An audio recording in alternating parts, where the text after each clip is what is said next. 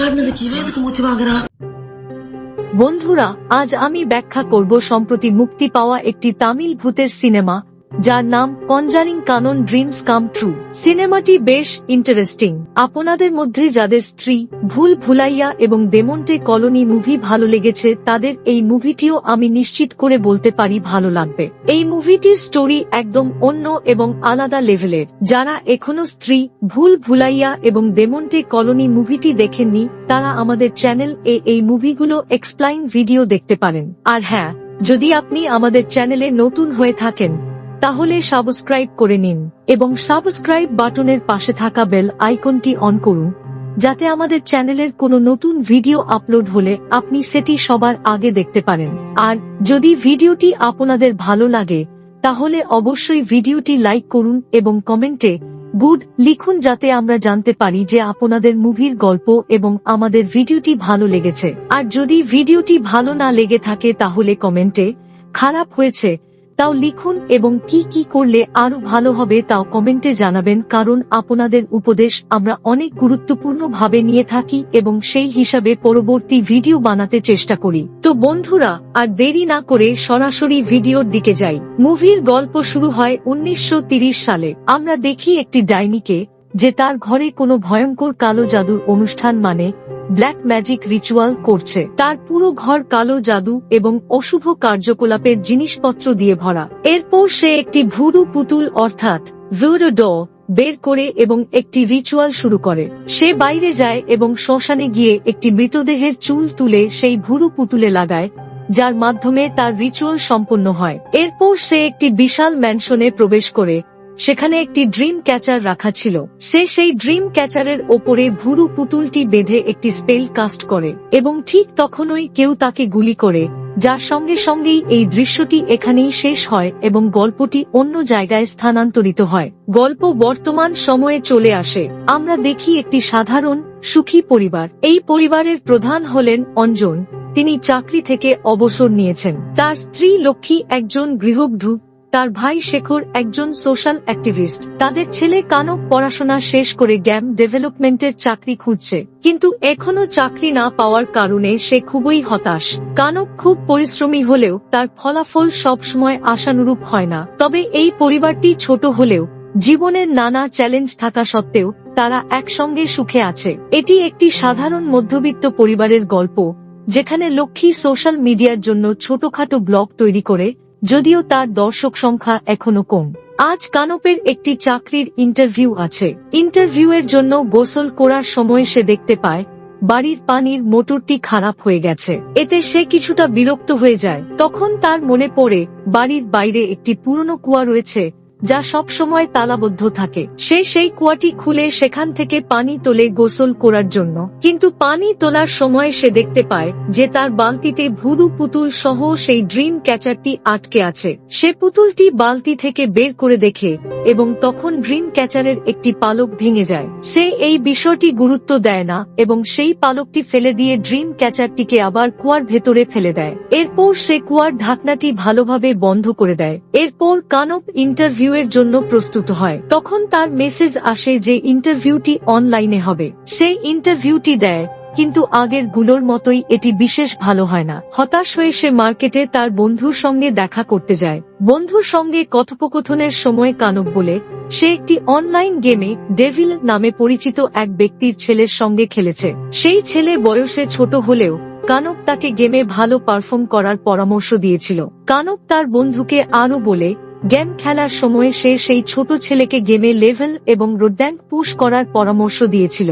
সেই ছেলে গেমের লেভেল এবং রোড্যাঙ্ক পুশ করার জন্য ডেভিলের অ্যাকাউন্ট থেকে 10 লাখ টাকা খরচ করে ফেলে। এর ফলে ডেভিল কানপকে দোষারোপ করে এবং তাকে হুমকি দেয় যে যত তাড়াতাড়ি সম্ভব তার টাকা ফেরত দিতে হবে। তখন কানপের মোবাইলে ডেভিল এর ফোন আসে এবং ডেভিল ফোনে কানপকে বলে 2 দিনের মধ্যে টাকা ফেরত দিতে হবে। সিন কাট হয় আর রাতে কানপ যখন বাড়ি ফিরে আসে, তখন সে তার রুমে সেই ড্রিম ক্যাচারটিকে ঝুলতে দেখে, যা সে সকালে কুয়ার মধ্যে ফেলে দিয়েছিল।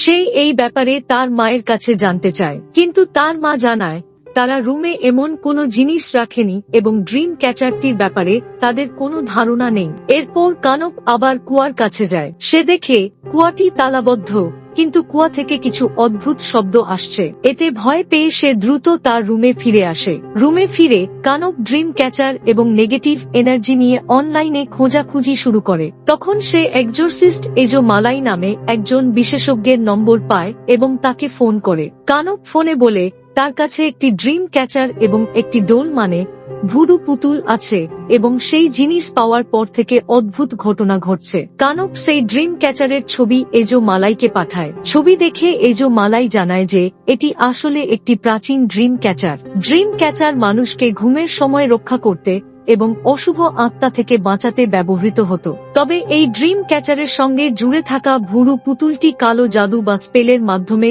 অভিশপ্ত করা হয়েছে। এজো মালাই তাকে আরো বলে ড্রিম ক্যাচারটি যেখানে পেয়েছিলে সেখানে ফিরিয়ে দিয়ে এসো। কানপ জানায় যে এটি তাদের কুয়ার মধ্যে পাওয়া গেছে এবং পরে নিজে থেকেই তার রুমে চলে এসেছে। এরপর এজো মালাই তাকে জিজ্ঞাসা করে সে ড্রিম ক্যাচারটি কোনোভাবে নষ্ট বা ক্ষতিগ্রস্ত করেছে কিনা। তখন কানপ পালক ভেঙে যাওয়ার ঘটনাটি বলে। এই শুনে এজো মালাই সতর্ক করে পালক ভাঙার কারণে এখন সে হয়তো একটি ফাঁদে পড়তে পারে, এমনকি মৃত্যু হতে পারে। কানপ এই কথায় বিশ্বাস করে না এবং ফোনটি কেটে দেয়। ড্রিম ক্যাচারটি একটি অভিশপ্ত বস্তু হিসেবে আরো রহস্যজনক হয়ে ওঠে। তো বন্ধুরা, এখন কি হবে? কানপ কি অভিশাপ থেকে মুক্ত হতে পারবে নাকি সে মারা যাবে? জানতে হলে গল্পের পরবর্তী অংশ দেখতে থাকুন। কানপ হঠাৎ নিজেকে মুভির শুরুর সেই ম্যানশনে আবিষ্কার করে। চারপাশে দেখা যায় ভুতুড়ে পুতুল, অদ্ভুত জিনিসপত্র এবং ভয়ঙ্কর সব শব্দ। ভয়ের চোটে সেখান থেকে পালানোর চেষ্টা করলে তার শার্ট ছিঁড়ে যায়। এই শার্টটি ছিল সেই পোশাক যা সে পরেছিল যখন ড্রিম ক্যাচারের পালকটি ভেঙেছিল। পালানোর সময় হঠাৎ একটি ভয়ঙ্কর অবয়ব তাকে তাড়া করে এবং সেই অবয়ব এর ভয়ে তার ঘুম ভেঙে যায়। এটা ছিল একটি দুঃস্বপ্ন। এই ভয়ঙ্কর স্বপ্নের পর কানপের মন বেশ বিচলিত হয়, কিন্তু ঘুম থেকে উঠে সে দেখে ড্রিম ক্যাচারটি আবারও তার রুমে ফিরে এসেছে। সে সেটি আবার কুয়ার মধ্যে ফেলে দিয়ে কুয়ার ঢাকনাটি তালা দিয়ে লক করে দেয়। এরপর সে একজন সাইকিয়াট্রিস্টের কাছে যায়। সাইকিয়াট্রিস্ট তাকে চেক আপ করে সাধারণ ওষুধ দিয়ে বাড়ি পাঠিয়ে দেয়, কিন্তু বাড়ি ফিরে সে দেখে ড্রিম ক্যাচারটি আবারও তার ঘরের দেয়ালে ঝুলছে। কানপ এবার ইজো মালাইকে ফোন করে, কিন্তু এইবার তার ফোন কল কেটে যায়। ইজো মালাইকে ফোনে সে পায় না। পরে রাতে ঘুমানোর পর সে আবার সেই একই দুঃস্বপ্নে ডুবে যায়। স্বপ্নে সে নিজেকে আবার সেই ড্রিম ক্যাচারের ম্যানশনে আবিষ্কার করে। চারপাশে ছড়িয়ে আছে ভুতুড়ে জিনিসপত্র এবং পুরো ম্যানশনটি যেন তাকে তাড়া করছে। পালানোর অনেক চেষ্টা করেও সে ঘুরে ফিরে সেই একই জায়গায় ফিরে আসে। এরপর কানপের পা কিছু একটা জড়িয়ে ধরে, কিন্তু সে মুক্ত হয়ে পালানোর চেষ্টা করে। তখন তার সামনে একটি ভূতের উপস্থিতি ঘটে যা সরাসরি তাকে আক্রমণ করে। ভূতের হাত থেকে বাঁচতে গিয়ে সে কিছু একটার সাথে ধাক্কা খেয়ে নিচে পড়ে যায় এবং তার ঘুম ভেঙে যায়।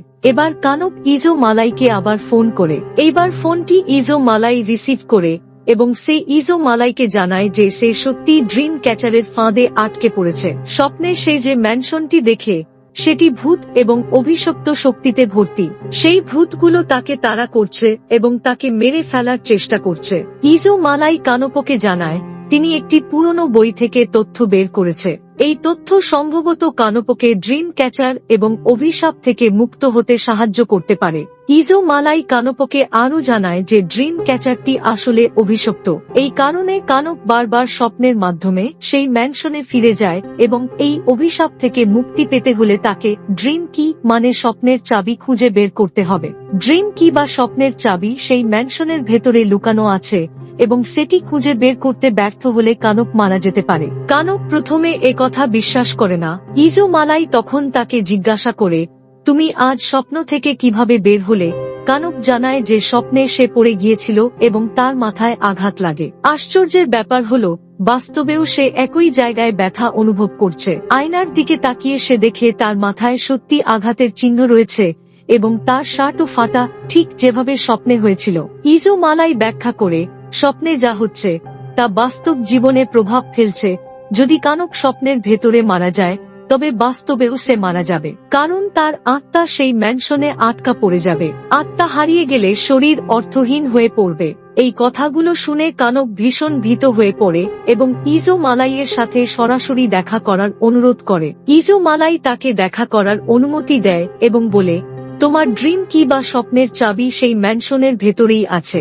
এটি ম্যানশনের জিনিসপত্রের সাথে সম্পর্কিত নয়, তাই এটি সহজেই চেনা যাবে।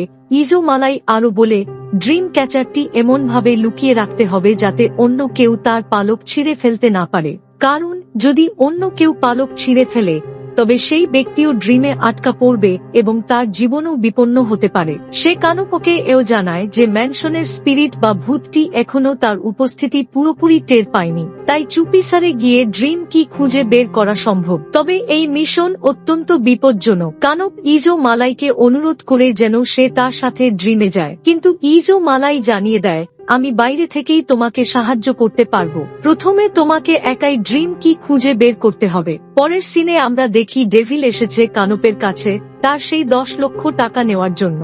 তখন কানপ তাকে জানায় সে এখনো টাকা জোগাড় করতে পারেনি। এই কথা শুনে ডেভিল রেগে যায় এবং কানপের জিনিসপত্র ভাঙতে শুরু করে। তখন কানপ বুঝতে পারে যে ড্রিম ক্যাচারের অভিশাপ ব্যবহার করে সে তার সমস্যাগুলোর সমাধান করতে পারে। ডেভিল যে তাকে টাকার জন্য হুমকি দিচ্ছে তার উপর প্রতিশোধ নিতে সেই ড্রিম ক্যাচারটি এমনভাবে রেখে দেয় যাতে ডেভিল কৌতূহলী হয়ে পালক ছিঁড়ে ফেলে। ডেভিল ঠিক তাই করে এবং ফলস্বরূপ সে ড্রিম ম্যানশনের অভিশাপে আটকে যায়। কানপ এতে খুশি হয় কারণ ডেভিল এখন তার সাথে স্বপ্নের ম্যানশনে থাকবে। কিন্তু বিষয়টি এখানেই শেষ হয় না। কানপ এরপর ডক্টর জনি নামক এক মনোরোগ বিশেষজ্ঞের কাছে যায়, তাকে সে পুরো ঘটনাটি ব্যাখ্যা করে।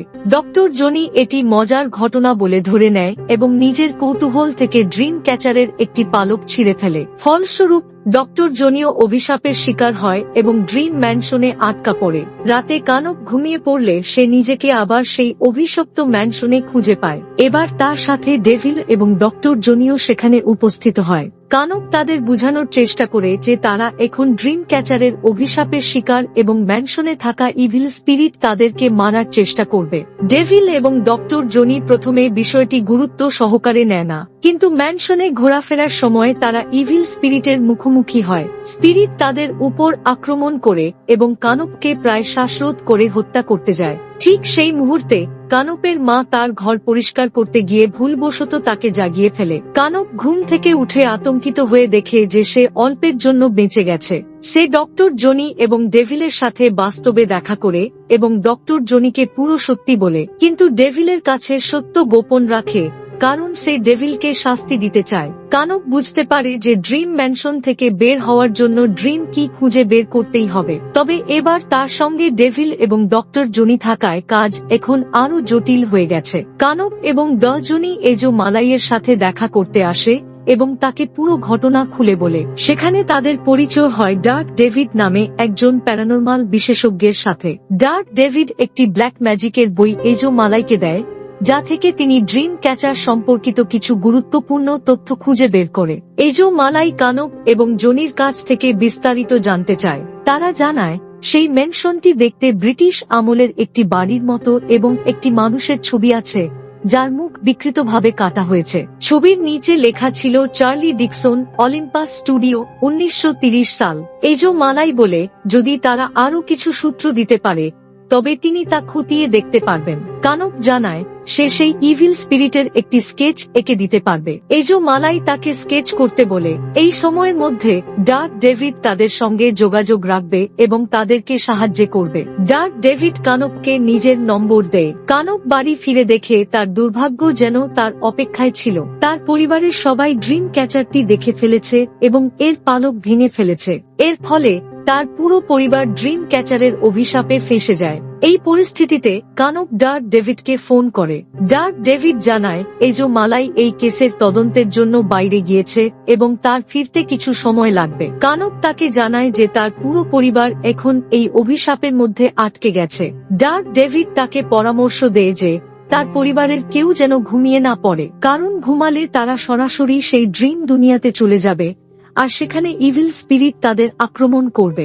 এখন পরিস্থিতি আরো জটিল হয়ে উঠেছে। এখন কানপ নিজেকে এবং তার পরিবারকে সারা রাত জেগে থাকতে বাধ্য করে। অন্যদিকে ডক্টর জনি এবং ডেভিলও ঘুমায় না, তবে স্পষ্টতই তারা সবাই মানুষ এবং ঘুম মানুষের জন্য প্রয়োজনীয়।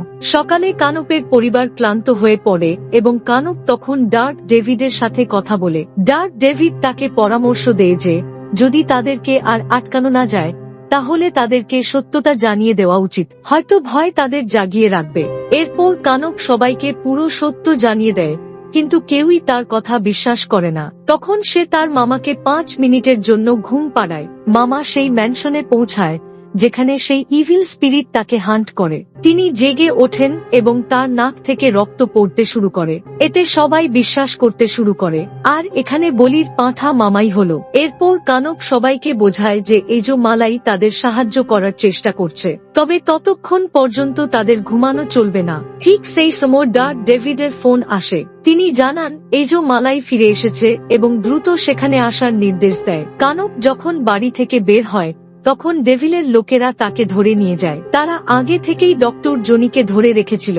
ডেভিল কানপের কাছে জানতে চায় যে আসলে কি ঘটছে। কানপ সব সত্যি কথা বলে। ডেভিল কানপের সাহায্য চায় যেন দ্রুত সমস্যার সমাধান হয়। এরপর কানপ জনিকে নিয়ে এজো মালাইয়ের কাছে পৌঁছায়। এজো মালাই তাকে জানায় তাদের গবেষণায় এরকম একটি ড্রিম কেসের কথা জানা গেছে যা রবার্ট ল্যাংডন এবং ম্যাডলিন মার্ডার কেসের সাথে সম্পর্কিত।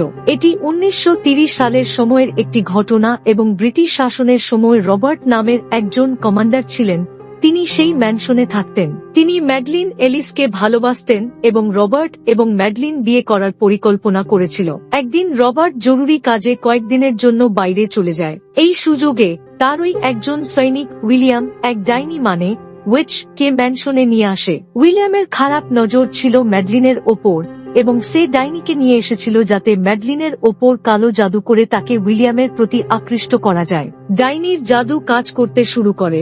এর মধ্যেই রবার্ট ফিরে আসে এবং ম্যানশনের অন্য সৈনিক তাকে পুরো ঘটনা জানিয়ে দেয়। রাগের বশে রবার্ট উইলিয়ামের দিকে গুলি চালায়, কিন্তু উইলিয়াম পালিয়ে যায়। পরদিন রবার্ট এবং ম্যাডলিন রহস্যজনকভাবে মৃত অবস্থায় পাওয়া যায়। সবাই ধারণা করে উইলিয়াম এই হত্যার জন্য দায়ী, তবে পরে দেখা যায় উইলিয়ামও জঙ্গলের মধ্যে রহস্যজনকভাবে মারা গেছে। বাকি সৈনিকেরা সেই ডাইনিকে খুঁজে বের করে এবং তাকে হত্যা করে। কিন্তু এরপর থেকে গ্রামে ম্যাডলিনের আত্মা মানুষের স্বপ্নে আক্রমণ করতে শুরু করে। ধারণা করা হয় এই ইভিল স্পিরিট আসলে ম্যাডলিনেরই।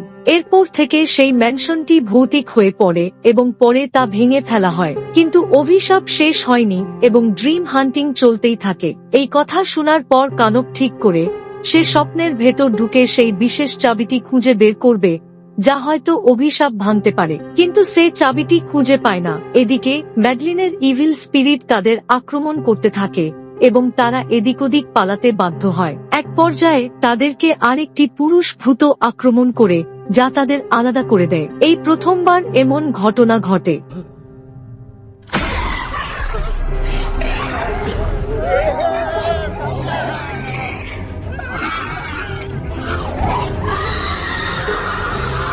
ঘোস্টরা কানপকে ধরে ফেলে এবং তাকে মেরে ফেলে, কিন্তু পরে সবাই কানপকে জাগিয়ে তোলে। তারা বুঝতে পারে যে কানপ এক স্বপ্ন থেকে আরেক স্বপ্নে চলে গিয়েছিল যেখানে তাকে মৃত অবস্থায় পাওয়া গিয়েছে। অবশেষে কানপ তার মামাকে বোঝায় যে তারা তাদের দেহ জোরে নাড়াতে হবে যাতে লক্ষ্মী মানে কানপের মা তাদেরকে জাগিয়ে তুলতে পারে। স্বপ্নের মধ্যে তারা যাই করুক না কেন, বাস্তব জীবনে তাদের দেহ কোনো নড়াচড়া করে না। এমনকি লক্ষ্মী নিজেও ঘুমিয়ে পড়েছিল।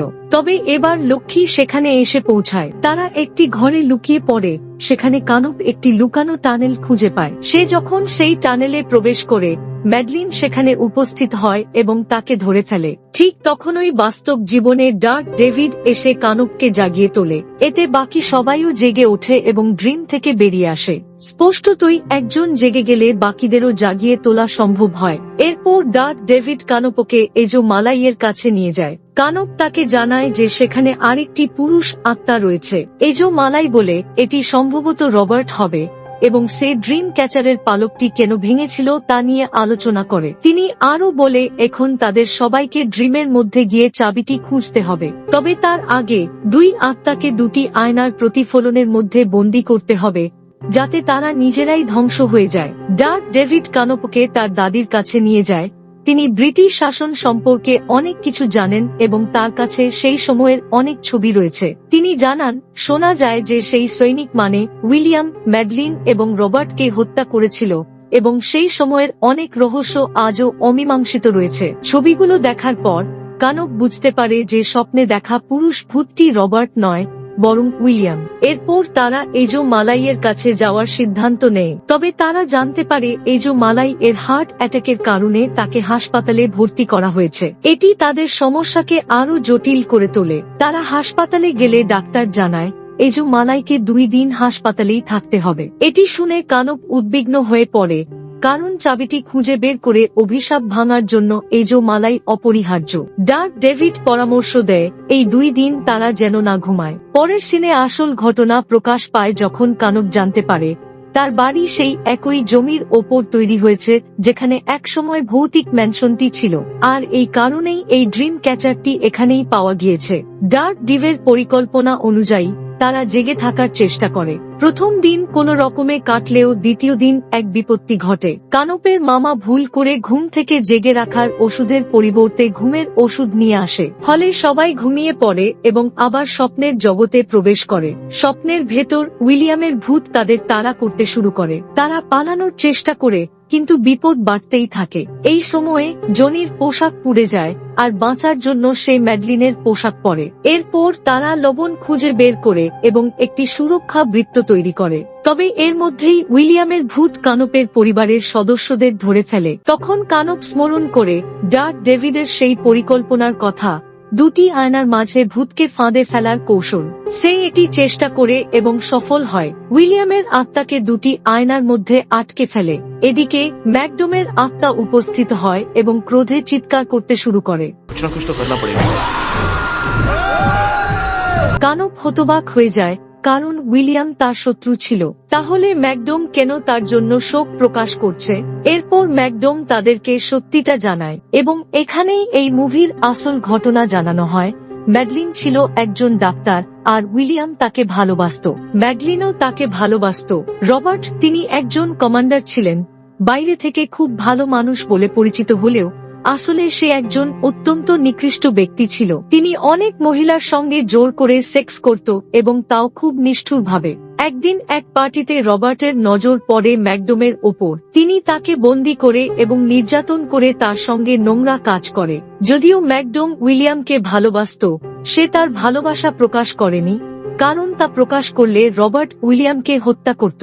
এই সময় উইলিয়াম সেই সাদা ডাইনি অর্থাৎ হোয়াইট উইচ এর সঙ্গে দেখা করে, যাকে আমরা সিনেমার শুরুতে দেখেছি। উইলিয়াম তার সমস্যার কথা জানায়। ডাইনি বলে সে বাস্তব জগতে তার সাহায্য করতে পারবে না, তবে স্বপ্নে সে একটি ড্রিম ওয়ার্ল্ড তৈরি করে দিতে পারবে, সেখানে তারা একসাথে থাকতে পারবে। ওই ডাইনির সাহায্যে ম্যাকডোম এবং উইলিয়াম একটি ড্রিম ওয়ার্ল্ড তৈরি করে, যেখানে তারা একসঙ্গে থাকতে পারত। ড্রিম ক্যাচার থেকে পালক ভেঙে তারা সেই ড্রিম ওয়ার্ল্ডে পৌঁছাত এবং যখনই তারা ঘুমাত তারা সেখানে একসঙ্গে থাকত। কিন্তু ড্রিম ওয়ার্ল্ডের নিয়ম ছিল, সেখানে যা ঘটবে তা বাস্তব জগতেও প্রভাব ফেলবে। একদিন রবার্ট ড্রিম ক্যাচার থেকে পালক ভেঙে সেই ড্রিম ওয়ার্ল্ডে প্রবেশ করে এবং ম্যাকডোম ও উইলিয়ামের সম্পর্ক জেনে যায়। রাগের বশে সে তাদের হত্যা করতে চায়। সংঘর্ষের সময় রবার্ট, উইলিয়াম এবং ম্যাকডোম তিনজনই ড্রিম ওয়ার্ল্ডে মারা যায়। যেহেতু তাদের মৃত্যু ড্রিম ওয়ার্ল্ডে ঘটেছিল, তাই বাস্তব জগতেও তাদের মৃতদেহ রহস্যজনক অবস্থায় পাওয়া যায়। রবার্ট সেই মাঙ্কি পার সাহায্যে ড্রিম ওয়ার্ল্ড থেকে বেরিয়ে আসার জন্য ম্যাকডোমের কাছে মন্ত্র জানতে চেয়েছিল, কিন্তু ম্যাকডোম কখনো তাকে তা বলেনি। রাগান্বিত রবার্ট ড্রিম ওয়ার্ল্ডে আটকে যায় এবং সেই সময় ম্যানশনটি যেন তাকে নিজের মধ্যে শোষণ করে নেয়। কানক বুঝতে পারে উইলিয়াম এবং ম্যাকডোম খারাপ নয়। তাদের উদ্দেশ্য কখনো কাউকে আঘাত করা ছিল না, তারা শুধু ড্রিম ওয়ার্ল্ডে শান্তিতে থাকতে চেয়েছিল। কিন্তু রবার্টের আত্মা এই ড্রিম ক্যাচার এবং মাঙ্কি পার কারণে সবকিছু ধ্বংস করে দেয়। শেষে ডার্ক ডেভিড এবং কানক এজো মালাইয়ের সঙ্গে দেখা করে এবং সিদ্ধান্তে আসে যে ম্যাকডোম এবং উইলিয়ামের আত্মার সঙ্গে কানপের সংযোগ তৈরি হয়েছে। যদিও উইলিয়ামের আত্মাকে আয়নার ফাঁদে বন্দী করা হয়েছে, ম্যাকডোমের আত্মা এখনো মুক্ত। এতে বোঝা যায় কার্স বা অভিশাপ চিরকাল থেকে যায়, কারণ রবার্ট এবং ম্যাকডোমের মধ্যেকার সংঘাতের কোনো শেষ নেই। এই অভিশপ্ত ম্যানশন এবং ড্রিম ক্যাচারের গল্প ভবিষ্যতেও মানুষের স্বপ্ন এবং জীবনে প্রভাব ফেলে যাবে। ড্রিম ওয়ার্ল্ডের গল্প আরো জটিল হয়ে ওঠে। কানক এবং তার দল বুঝতে পারে ড্রিম ক্যাচারের পালক এবং ভুরু পুতুল একসঙ্গে মিশ্রিত হয়ে এমন একটি শক্তি তৈরি করেছে যা ড্রিম ওয়ার্ল্ড এবং বাস্তব জগতের মধ্যে সরাসরি সংযোগ স্থাপন করতে পারে। কিন্তু এই সংযোগ বিপজ্জনক, কারণ এটি ব্যবহারের তার পুরো পরিবার ড্রিম ওয়ার্ল্ডে আটকে যেতে পারে এবং বাস্তব জগতে আর ফিরে আসার উপায় থাকবে না। কানক এজো মালাইকে বলে ভুরু পুতুলটি কিভাবে স্বপ্নে নিয়ে যাওয়া যাবে। তখন এজো মালাই পেন্টাগ্রাম পদ্ধতির কথা বলে। এজো মালাই বলে পেন্টাগ্রাম পদ্ধতির মাধ্যমে ড্রিম ক্যাচার ও ভুরু পুতুলটি সেই ম্যানশনে নিয়ে যাওয়া সম্ভব, কিন্তু এজো মালাই দলের সবাইকে সতর্ক করে যে ড্রিম ক্যাচারের পেন্টাগ্রাম পদ্ধতিটি ঝুঁকিপূর্ণ। যদি এটি কাজ না করে তাহলে এটি তাদের চিরতরে ড্রিম ওয়ার্ল্ডে আটকে দেবে। কিন্তু দলে থাকা প্রত্যেকে সম্মিলিতভাবে সিদ্ধান্ত নেয় যে তারা একসঙ্গে ড্রিম ওয়ার্ল্ডে যাবে। তারপরে তারা সবাই স্বপ্নে সেই ম্যানশনে ড্রিম ক্যাচার ও ভুরু পুতুলটি নিয়ে যায়, কিন্তু ড্রিম ক্যাচারের পালক ব্যবহার করার পর দেখা যায় এটি কাজ করে না। সবাই হতাশ হয়ে পড়ে, কারণ এর অর্থ তারা আর বাস্তব জগতে ফিরে আসতে পারবে না। ঠিক তখনই এজো মালাই ড্রিম ক্যাচারের ভুরু পুতুলের দিকে নজর দেয়। ভুরু পুতুলটি দেখতে অদ্ভুত এবং এর একটি গোপন শক্তি রয়েছে বলে মনে হয়। সে বুঝতে পারে এটি সম্পর্কে আরো জানার জন্য তাদের ভালো ডাইনি অর্থাৎ হোয়াইট উইচের আত্মার সাহায্য নিতে হবে। ডার্ক ডেভিড তার পরিবারের কথা মনে করে এবং তার দিদিমা তাকে জানায় যে ডার্ক ডেভিড আসলে হোয়াইট উইচের গ্রেট গ্র্যান্ডডটার, মানে ওই ডাইনির নাতনি হল ডার্ক ডেভিড। এই নতুন তথ্য তাদের পথ দেখায়। ডার্ক ডেভিড এজো মালাইয়ের সাহায্যে ডার্কের দিদিমার আত্মাকে আহ্বান করে। আত্মা জানায় ভুরু পুতুলটি রবার্টের জন্য ব্যবহার করা হয়েছিল ম্যাকডোম এবং উইলিয়ামের উপর নিয়ন্ত্রণ রাখতে।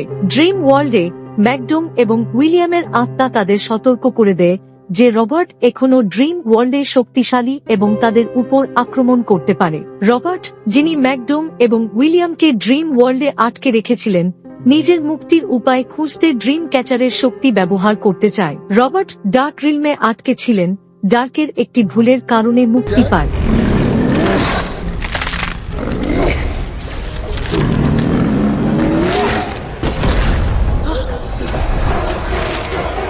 তার মুক্তির পর সে তার রাগ উগরে দেয়, সবাইকে আক্রমণ করে এবং কষ্ট দিতে থাকে। রবার্টের একমাত্র লক্ষ্য ছিল ম্যাকডোমের কাছ থেকে স্পেল বের করা, যা তাকে চিরতরে এই অভিশাপ থেকে মুক্তি দিতে পারে। কানক এবং তার দল রবার্টের মুখোমুখি হয়।